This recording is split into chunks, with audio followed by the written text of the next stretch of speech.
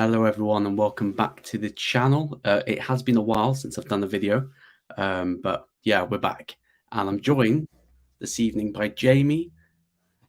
How are you doing this fine evening?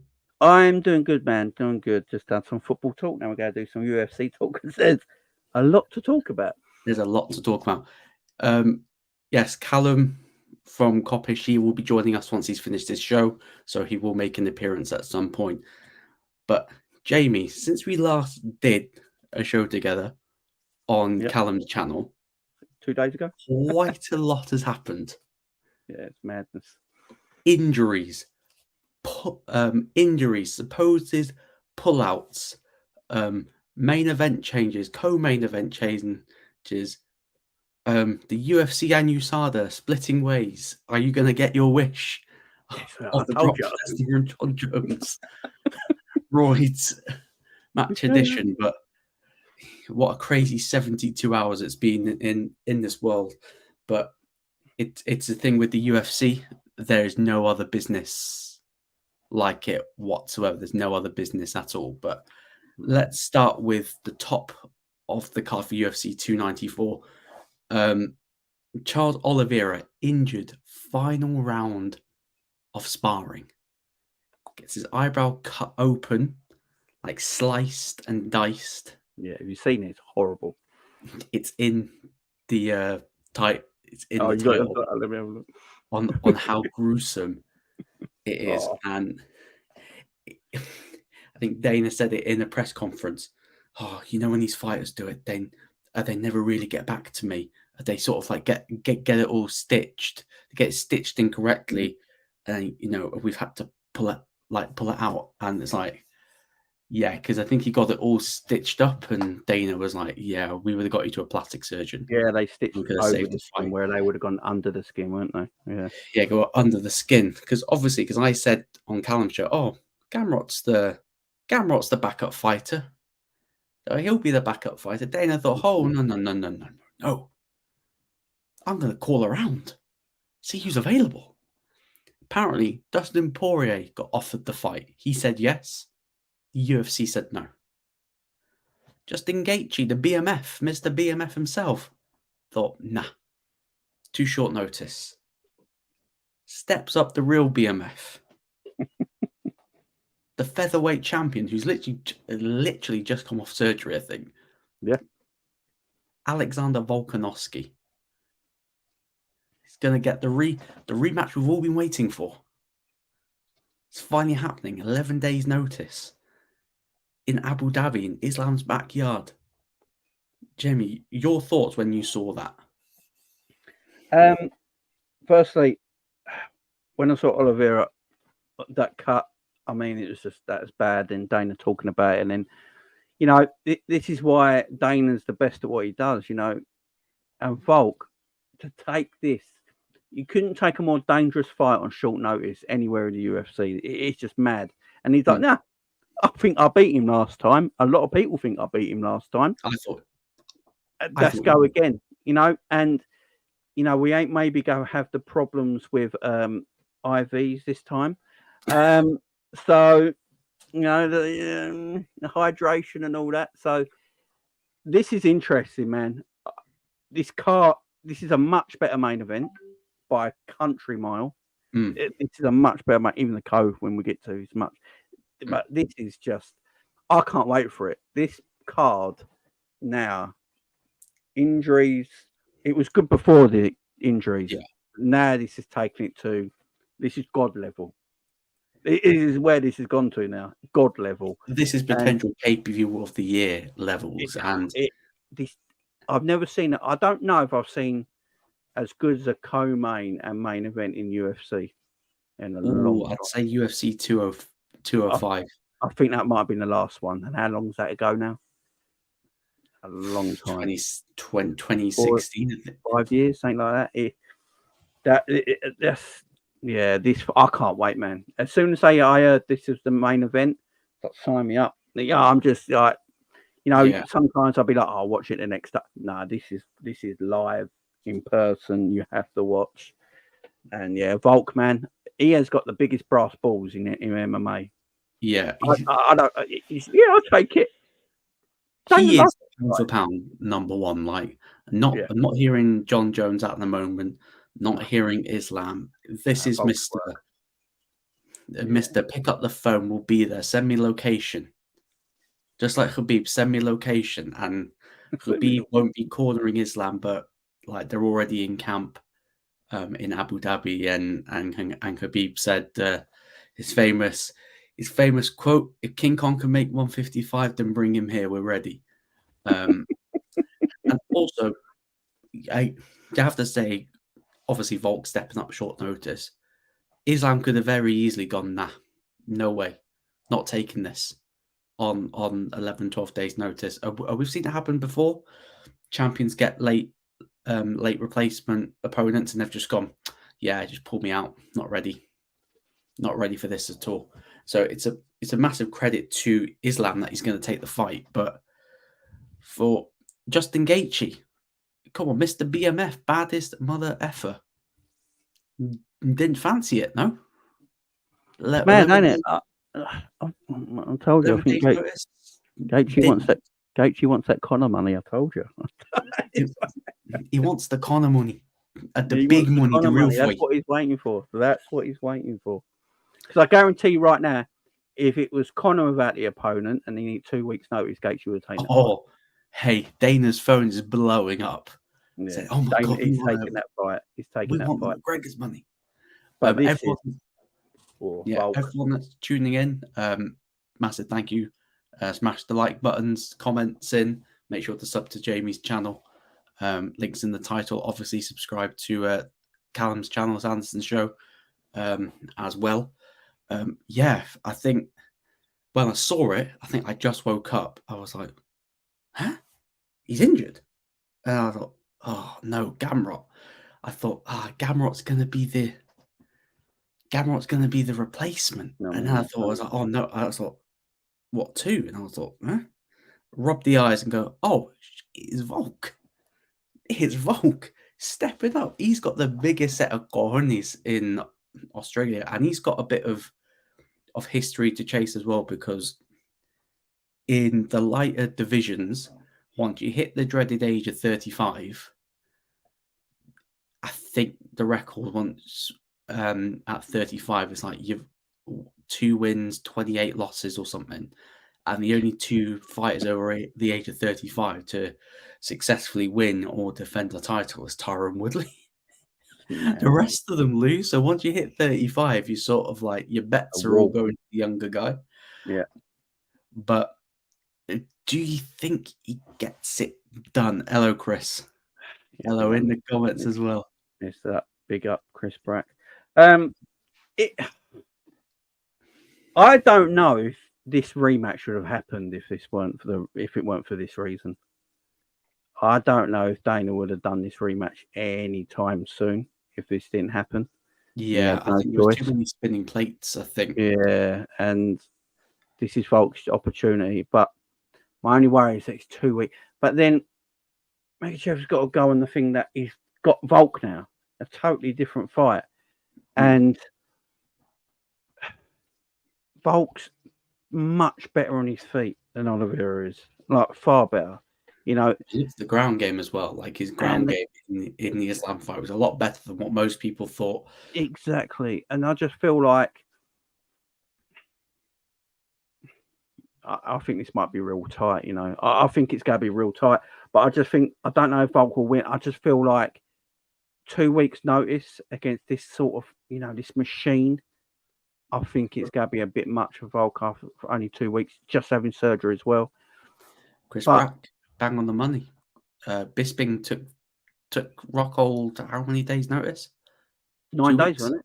Was it 9 days? 9 days' notice. It was like 9 days or something like that. It weren't long. It was ridiculous. Yeah, fighters who really want it, who want to make a legacy, they will find a way to. You've got a title fight. You're taking that title fight. Sure, if you're offered a title fight, surely you're taking it, even if it's 2 days' notice. I have the feel for Gamrot though, because he basically confirmed himself as the backup fighter. Sees that fight, he's probably flying out to Vegas, gonna like, Dana, what the hell are you doing? Like I'm the backup fighter, but apparently he's gonna be the backup fighter still. Like he's still gonna be the backup So fighter. the backup for the backup. He's backup for the backup. Imagine how you'd feel The backup for being the told, backup. don't worry. If anything goes wrong, you're my guy. Yeah, Something but goes wrong, just you calls can't. everyone else, and someone picks up and goes, "Yeah, oh yeah, take it." And then you have to tell the other guy, "Yeah, I got someone else," but you'll still be like my guy. Yeah, Um, but Volk's the man. If you got Volk available and he's willing to take it, I don't care who you are in line. Volk, Volk's having that. It's him. But that main event is going to be disgustingly good. But I'm a little bit more intrigued by the co-main. I ain't gonna lie. Yeah, just before we go on the co-main predictions. Does Volk get it done, become a 2-weight world champion, or does Islam get the job done again? If Volk wins with 2 weeks' notice, going up this weight and beating this, a man is far bigger than him, and the machine that he is as well, you might have to start asking, is Volk the greatest of all time? Full stop.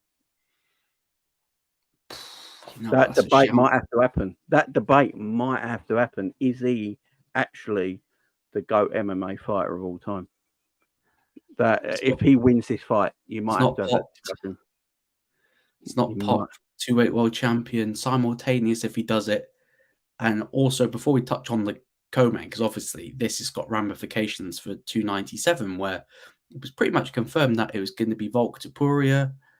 I think it's barring if Volk loses, I think it will be an interim title fight, which is rumored to be Max Holloway versus Ilia Topuria. Will be the vacant title, which would be crazy. Volk's probably thinking, "Where the fuck's Max got this again, man? It's going to be another one of the rising contenders, and I'm going to have to fight him again, and I don't want to fight him again." No. But if Volk wins and then fights Topuria, sort of, just being super active, he'll definitely go down as one of the greats. He's already, for me, he's near enough GOAT featherweight for me, by a country mile. But yeah, let's touch on the co-main, because obviously there was a bit of a situation with that. Paulo Costa gets elbow surgery 5 weeks out for the fight. Probably thinking, what an absolute idiot. Doctors are going to pull him at some point. And lo and behold, doctors have pulled him out.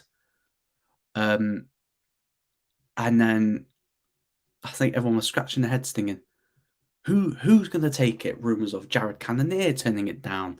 Rumours of Robert Whittaker may have signed the deal, or rumours of Marvin Vittori.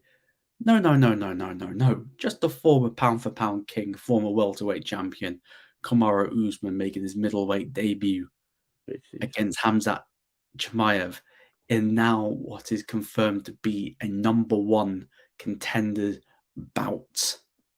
Intriguing. 85 as well. Usman going up to 85, where I think he should be. Yes. An 85 Usman is going to be different to a 170 Usman. I think the cut's not going to be as big, because I think he's over 200 pounds. Like he's he's a lump. Yeah, he's a lump. There's no doubt about it.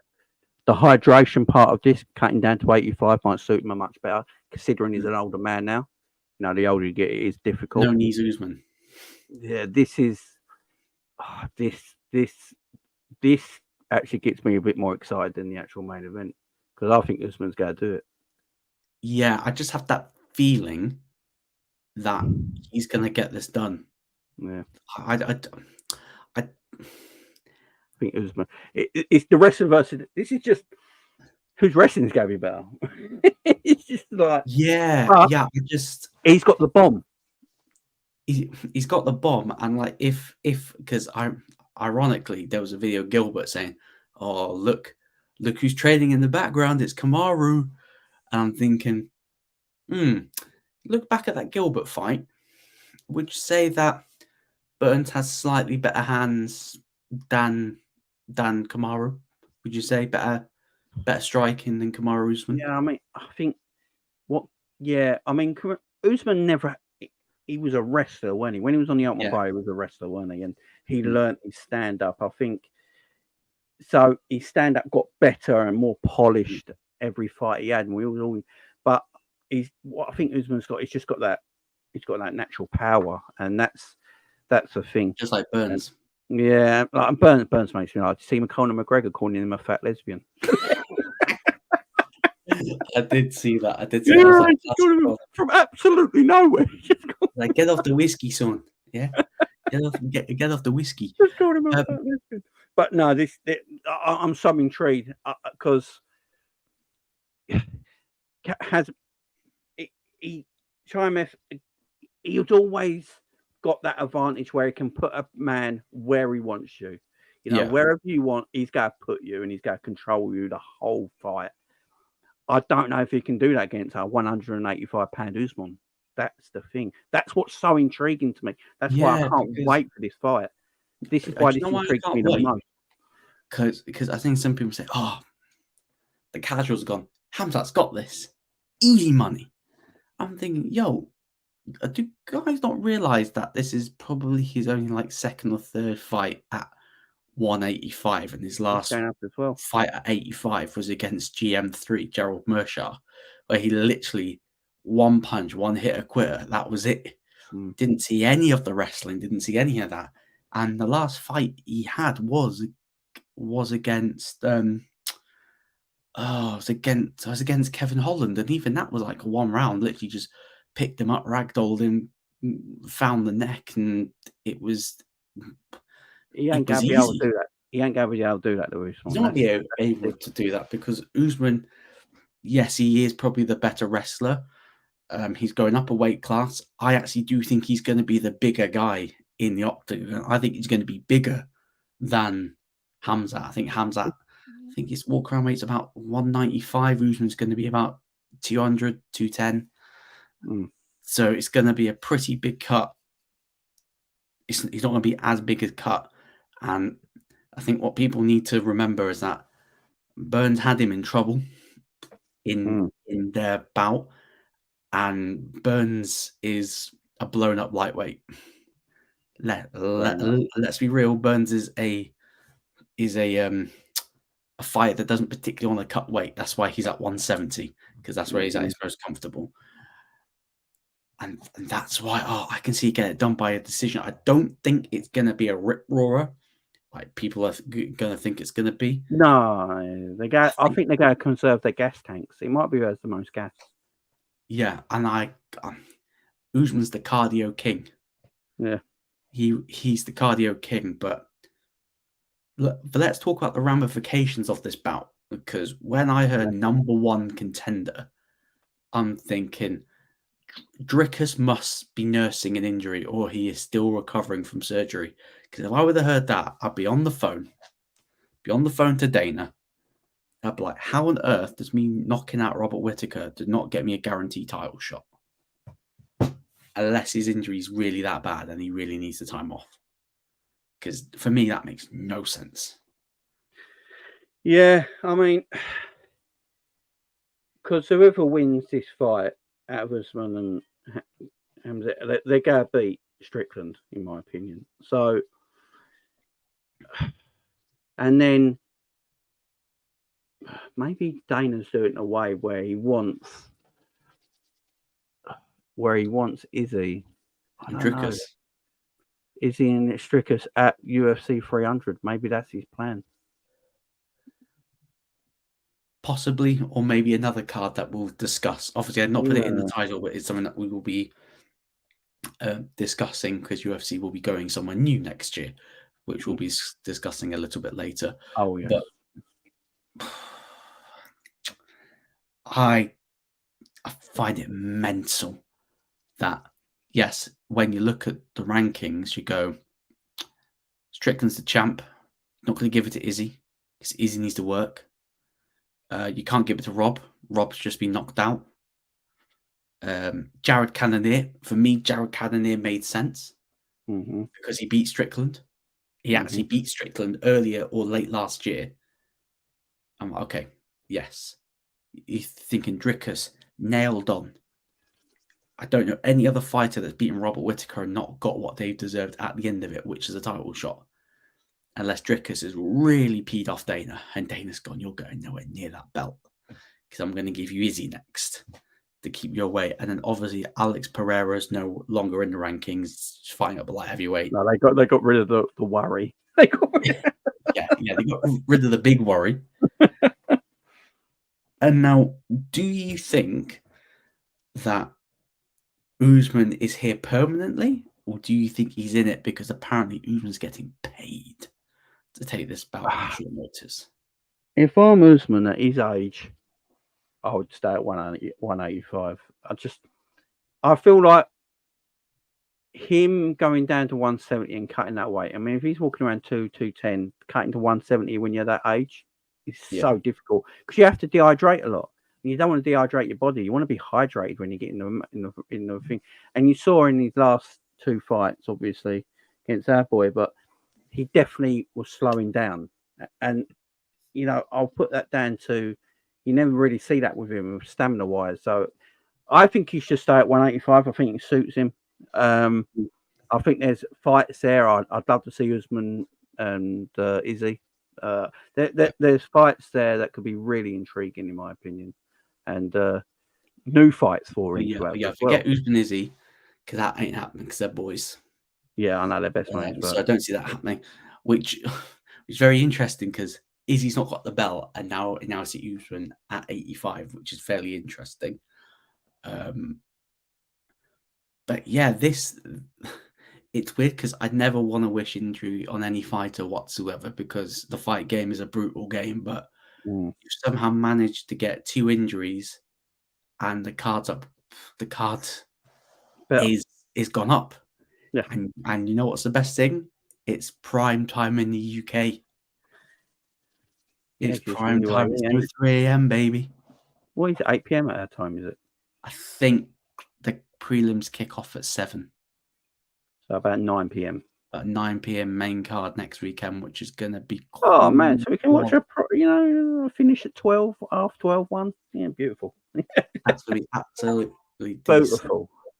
I mean, even the rest of the card, Johnny Walker and Anklev, that's going to be... Oh, Jamie, if you just entertain the chat, I need to grab a laptop charger because I'm on 5%. Go and get it. Go and get your laptop charger. Go. Yeah, Usman, I think Kamaru Usman definitely needs to stay at 185. At the moment, he's a plus 285 underdog, and Khamzat is a 360, whatever that is. I think that's 3-1 in our word.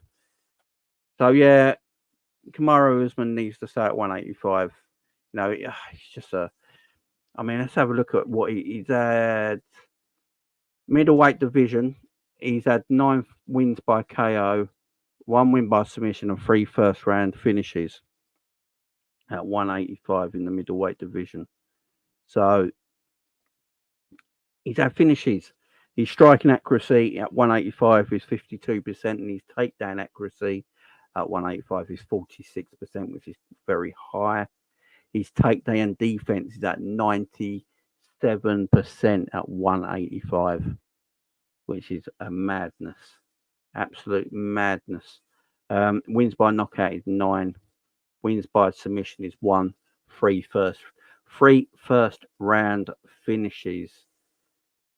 So he's a problem, even at 185, guys. He's still a problem, which is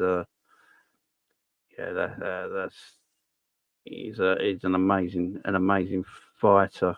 If we have a look at his fight history, obviously his last 2 fights have been losses to Edwards, majority decision and a TKO. Obviously he fought Kobe Covington, won that by decision. Masvidal, that was a TKO knockout. Burns, Burns obviously was a KO. Yeah, I was just looking at his 185 record, my man. And at 185 in the middleweight division, he's had 9 wins by knockout, 1 win by submission, and 3 first round finishes. He's got a takedown. He's got a takedown accuracy of 46%, a striking accuracy of 52%, and he's got a takedown defense at 185 at 97%. Ooh. So, yeah, so it's going to be an extremely interesting fight. There is no doubt about it. Predictions, though. Predictions. On both. Let's go for both. Let's do a double whammy. All right. So the main event, I think it's going to be a draw. Hard to split them, man. Hard to split them. I'm going to go, because it's short notice, I'm going to go Islam submission. I mean, a submission will be massive. Submission would be massive. I think a submission is better than a knockout in some way sometimes against a certain opponent. Oh yeah, especially. I just think, especially if there's like this bad blood beef, I think you'd much prefer to tap them out and to tap rather than to knock them out with one punch. Yeah, I'm probably going to go Islam by submission. I'll probably go round 4. I just feel like, because it's such late notice, I can see someone getting finished quickly or someone getting finished towards the end when the cardio runs out. Do you think Volk, the way he trains, he's always been training for this fight, no matter what opponent he's had anyway? Yeah, I think when he's done the interviews, I think he's pulling the wool over our eyes if he wasn't in camp. So he's ready for this fight anyway. That's the thing. That's what makes me feel like it's going to be so tight, like their last fight. I actually think Volk won the last fight. I thought he won 3 rounds to 2, but it wasn't like when I see someone saying that Islam won, it's not one that I'm going to go, oh my god! It wasn't. Yeah, no one got robbed. Yeah, no one got robbed. I hate that term, getting robbed. No one got VAR'd. Unless Valentino got VAR'd. Got Crasso 10-8 out of nowhere. Yeah, I'm going to go draw on that one, and I think Usman might upset. I think Usman might do the upset because I've got Usman by decision. Usman's had more fights at 185, I believe, and I think Usman is stronger, and I think he'd be quicker at 185 as well. Yeah, less cut. Yeah, and if he's more hydrated, that's a problem. A hydrated Usman is an issue, and people might think this hydration thing's a myth and all. It ain't, man. You know, he's cutting from 210, and he's got big muscle bulk as well, which means the oxygen and blood has to move quick around his body. So, like 185, I think is perfect for him. And that takedown defense is going to be something Khamzat has never come across yet. Yeah, in his UFC career, he struggled up with Burns, to be honest. Like, you couldn't take Burns down at will. No, like, and Usman's far better. The levels have stepped up. Yeah, and Usman's far better. Yeah, I'm going Usman on points. You know, I'm going Usman on. I think he might shot the well. Decision. And then for the 2 injured fighters, does Charles get an automatic title shot on his return? Because someone's been twerping on the Twitter sphere, on the X sphere. Mr. Ali Abdelaziz has criticised Charles for not taking the fight because he said Frankie Edgar took a fight against Aldo on 8 days' notice after busting his eye and said that he shouldn't be getting a title shot after this. Is he talking crap or is he talking sense? Because for me, he's talking absolute cap because he is still the number 1 contender, not Justin Gaethje, which I know that he'd want to book eventually because he gets to make more money. It should still be Charles. It's not like he's pulled out. I don't think he's got. I know Dana. This is the thing. Dana likes him though. Dana liked him, but I think he's a bit peeved that he didn't call him and his team leaked the news before he could tell Abu Dhabi. That's what Dana was totally peeved about. He wanted to tell his partners before, and they leaked the details and got it stitched. And Dana does look. Dana's the best promoter in combat sport. There's no doubt about that. But he likes as this is proved. I mean, if this was boxing, in these main events, we'd all be doomed. But we've got a better card. But he does hold grudges. And He's I found think, that I think, I think Gaethje gets the. Gaethje. I Yeah. still think that he'll get. I still think he'll get it because I think as we discussed on Combat Catch Up, I think Gaethje's waiting for that Yeah, McGregor but he might money. be waiting for the kind of money. Yeah, so it might be Oliveira. Yeah, yeah. And they say Dana actually does like him, so. And it's sort of rich that Ali's criticising fighters pulling out because I swear Islam pulled out of 4 fights because of weight issues. So and Khabib pulled out quite a few fights as well. So don't throw stones in glass houses. And Paulo Costa, where does he fit in at middleweight? Is it sort of a pick 'em? He'll get what he gets. Yeah, I think he gets what he gets. I think he'll get a good fight on his comeback, but yeah, I don't. Dana's had problems with him before, ain't he? I don't think. Weight cut against Vittori, changing the weight last minute to 205. Yeah, I don't think there's a lot of love there for him. So I think when Costa comes back, he'll just get what he gets sort of him. But Oliveira, you're probably right. He'll probably get. There's a lot of love there for Dana. Oliveira, I believe, didn't he help Dana on short notice once as well? Can't remember what he was. I swear he helped him on short notice once as well. And obviously the title fight where he missed weight and still put on a show, and Dana was like, it is what it is, but he still put on a show. So yeah, Oliveira will get the title fight because he hasn't done nothing wrong. Let's face it. I mean, he got caught. He got caught in sparring. It happens. It's his final round before going to Abu Dhabi. Yeah, I think Dana's just peed that he didn't call him first to get it stitched up on the inside. That's all. But yeah, I think Oliveira's cool, man. I think he's cool. Paulo Costa. Yeah, I don't think Dana's the biggest fan of him. No. But moving on, another bit of breaking news. A news that I didn't think we'd see. Carrying Dilly and Dennis. That's what we're talking about. We might touch on that at the end. I know I've not included it in the title, but on the day McGregor has enrolled back into USADA is the day that USADA and UFC will not be carrying on their partnership heading into 2024. And I deliberately put McGregor and USADA together because a rumor is they fell out over McGregor. Yeah. So has the UFC buckled to Conor McGregor, and Conor McGregor is just going to need to piss clean twice, and he'll be in. His mate's got a piss for him, ain't he? Because that's I don't know.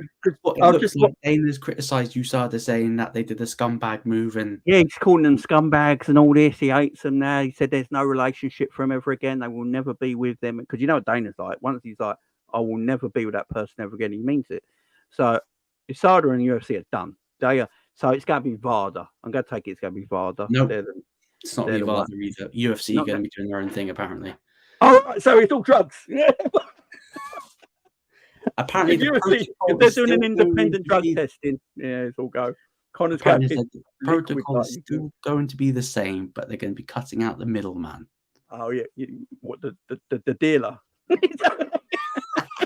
So they're going out. You cut out the dealer. I'm telling you right now, if there's Conor, we've said this for time now. He's admitted taking steroids to heal his body quicker. And I've got no problem with that. I don't have a problem with. When you're injured and you're an athlete like that, doing that is the correct thing to do. Doctors will tell you that, to get yourself stronger and fitter, quicker, and make that bone better than it ever was before. There's nothing wrong with that. But Conor's carried it on. Shall I read out the statement? And it's not the only shit he's taking, by the way. So I'm just going to read the whole statement. Go for it. We can confirm that Conor McGregor has re-entered the USADA testing pool as of Sunday, the 8th of October. We have made it clear and firm with the UFC that there should be no exemption given to the UFC for Conor McGregor to fight until he's returned 2 negative tests and have been in the pool for 6 months. The rules also allowed USADA to keep someone in the testing pool longer before competing based on their declarations upon entry in the pool and testing results. Unfortunately, we do not currently know whether or not the UFC will ultimately honour the 6 month or longer requirement. As of January the 1st, 2024, USADA will no longer be involved in the UFC's anti-doping program. Despite a positive and productive meeting about the contract renewal in May 2023, the UFC did an about face and informed USADA on Monday, the 9th of October, it was going in a different direction. We are disappointed for UFC athletes who are independent contractors who rely on our independent gold standard global program to protect their rights, clean, safe, and fair octagon. The UFC's move imperils the immense progress made within the sport under the USADA's leadership. Okay.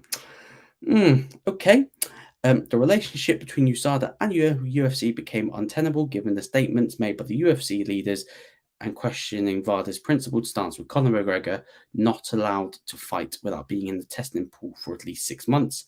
One UFC commentator echoed this and recently declared that USADA should not oversee the UFC program since we would held the 6 months rule involving McGregor, and since we do not allow fighters without an approved medical basis to use performance-enhancing drugs like experimental, unimproved peptides or testosterone for healing injuries to simply get back in the octagon.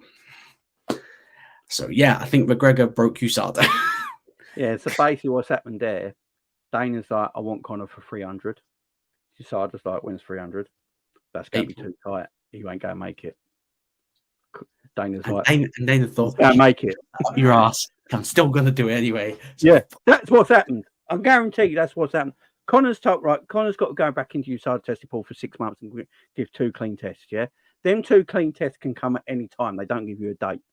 They don't give you a date when they go test you. They've already said that. That's why a lot of these athletes don't like USADA, because they can knock on your door at 4 a.m, ruin your sleep, ruin all this, and just ask for a test. The fighters themselves don't like USADA. So I believe when Conor went back into the testing pool, Dana White spoke to him and said, I want Conor McGregor for 300. It's about 6 months away. And they were like, if he does 2 clean tests, it's still going to be tight for him to do 300. And Dana's like, I want him for 300. That is basically the conversation that's gone on. And that, because you can, if you read between the lines, that's what they're saying. You know, Conor, UFC want Conor at a certain time to fight, and they don't trust the UFC not to just say he's got all the all clear and just let him fight anyway. Yeah, I'm just trying to find some more quotes from Dana. That's what it sounds like. I mean, I said this the other day. Conor will be in 300 in my opinion, and it looks like that's what Dana's trying. I know Cal was saying about the next pay-per-view, but he's probably right. But if we're going by this statement, it does look like Dana wants him for 300. Yeah, so this is what Dana, another quote from Dana. We would still pay an independent company to drug test. It's the best way to do it. We have a standard that we've set here, but a lot of people are not happy with USADA. Our deal is up at the end of the year and we're working on a different direction, especially after the dirty scumbag move they pulled yesterday. So yeah, Dana is pissed at USADA. So yeah, going in a different direction. I hope they carry it on. Because it's the Jones 300. I called it, man. Yeah, and it's typical. This news happened. I don't know what you saw the tweet that John Jones basically said, F USADA. It's like, mate, don't start because you popped not once but twice but multiple times for steroids. Yeah, they don't. I'm telling the athletes. I actually think because the strictness of what you take into your body, it's so strict with USADA. Yeah, and you can find these little things, and same with VADA. You know, they're so strict on what they find. You have to write everything down. And I think as an athlete, you just get sort of annoyed with it. Yeah. You know, you have to take some vitamin, some substance into your body to keep your body going constantly for what your company wants you to do. So you have to put certain things into your body. It's going to be sometimes a bit unnatural. I've never had a problem with not doping, let's say.